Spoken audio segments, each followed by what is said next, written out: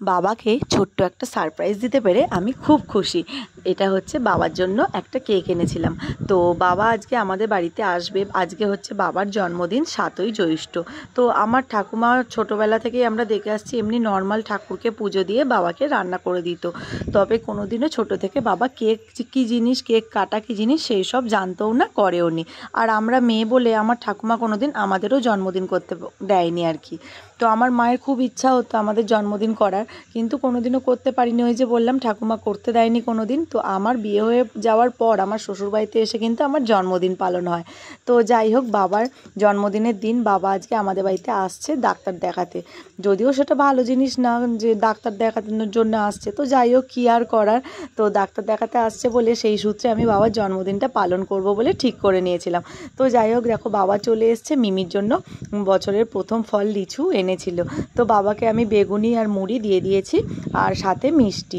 এদিকে মা এখন একটু সুস্থ, তাও এখন ব্যথা আছে, সবে তো অপারেশনটা হয়েছে ওই জন্য।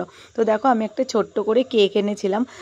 তো এখানে আমি টেস্ট অ্যান্ড বাইট থেকে কেক নিয়েছিলাম টেস্ট করার জন্য যে টেস্ট অ্যান্ড বাইটের কেক কেমন হয়।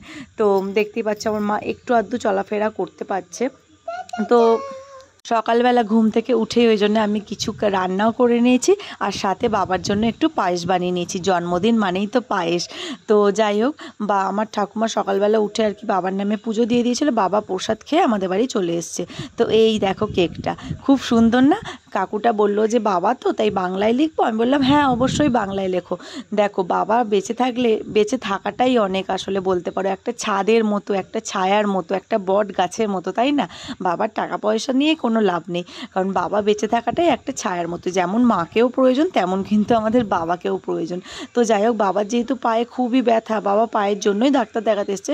পা মুড়ে কিন্তু বসতে পারে না, অতি কষ্টে বসছিল, কিছু করার নেই। কিন্তু বাবা এই কেকটা দেখে খুব খুশি হয়েছে, কারণ যেহেতু এই প্রথমবার জীবনে বাবা কেক কাটবে। তো দেখো কেকটা খুব সুন্দর হয়েছে। আর আমি এরকম ছোট্ট একটা ক্যান্ডেল এনেছিলাম। এবারে আমার বাবার বয়স হলো 62।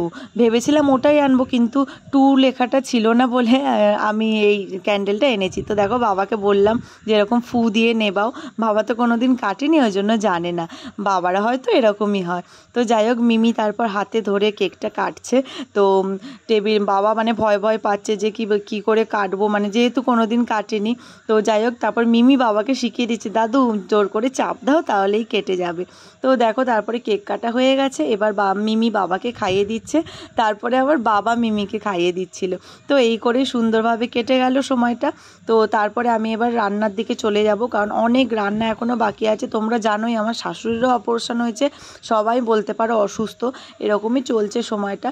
তো আমার মাকে আমি বলছিলাম, মা একটু এদিকে এসে বসো না, বাবার সাথে একটা ছবি তুলবো। মা তো মাটিতে বসতে পারবে না। আর মা যেহেতু একটা অপারেশন হয়েছে, মা খালি বলছে না না না ভিডিও করিস না, ছবি তুলবো না, ভালো লাগছে না, আমি নিচে বসতে পারবো না, এই আর কি। তো ঘেমেও যাচ্ছিলো প্রচণ্ড। সেই দিন গরম ছিল, জ্যৈষ্ঠ মাসে তো গরম হবেই। তো যাই হোক, মাকে জোর জার করে একটু এনে বসিয়েছিলাম, খাটেই বসছিল মা, আর বাবা নিচে বসছিল। বাবার মিমি ওইভাবেই কটা ফটো তুলেছিলাম। তো চলো এবার আমি টেস্ট করে দেখি কেকটা কীরকম খেতে। একটা প্লেট আন, দাদুকে দেবো। কেকটা কেমন খেতে আগে দেখ, কেমন টেস্ট। ব্রাঞ্চ ইটালিয়ানোর থেকে ভালো। ব্রাঞ্চ ইটালিয়ানো কেকটা একদম ভালো হয় না। টেস্ট অ্যান্ড বাইটের কেক ভালো, ভালো টেস্ট।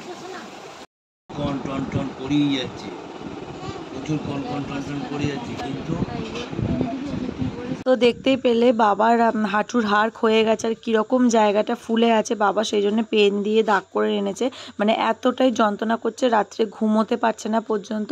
তো সেই জন্যে আরেকবার দেখাতে হবে। আগের মাসে দেখিয়েছিল, বলেছিল 1 মাস পর আসতে। তো সেটাই বাবা মাকে দেখাচ্ছে আর কি খুলে, যে কীরকম মানে যন্ত্রণা হচ্ছে আর কীরকম ফুলে আছে। তো এটাই আর কি দেখাবো দুপুরে। দেখা যাক ডাক্তারবাবু এবারে কি বলে। তোমার হাতটা দেখি ঠিক আছে, এখনো নীলই হয়ে আছে। ভালো করে বরফটা সেক দিয়ে থম্বজলটা লাগাও, নাহলে কমবে না। দেখো তারপরেই দুপুরে বাবাকে খেতে দিয়ে দিয়েছি ভাত, কলমি শাক ভাজা, ঢ্যাঁড়স ভাজা, আলু ভাজা, পটল ভাজা, আলু পোস্ত, কুমড়ো ভাজা, ডাল। এগুলো সব কিছু আমার শাশুড়ি করেছে। আমি শুধু আমার মাছের দমটা করেছিলাম, পায়েস করেছিলাম, আর এই 5 রকম মিষ্টি এনেছিলাম, আর সাথে এনেছিলাম ম্যাঙ্গো দই, আর চাটনি পাঁপড়টা আর করা হয়ে ওঠেনি। তো এই হচ্ছে দুপুরের খাবার। বাবাকে আমি এটাই সাজিয়ে খেতে দেবো এবার। পায়েসটা খাইয়ে দে দাদুকে। হ্যাঁ তোল একটুখানি, হ্যাঁ আলতো করে দিবি। হ্যাঁ ওই দিক দিয়ে যা, ওই দিক দিয়ে যা, আস্তে আস্তে যা। না খাক না, খাইয়ে দে ওটা। ব্যাস মিমি আজকে করেছে কাজ। হ্যাঁ সেবার ভাত খেয়ে নিক দাদু, এবার রেখে দাও। বসো এবার তুমি বসো মিমি, তুমি তোমার ভাতটা খেয়ে নাও। হ্যাঁ দাদু খেয়ে নিক, তুমিও খেয়ে নাও তাড়াতাড়ি, তাতে খেয়ে নাও।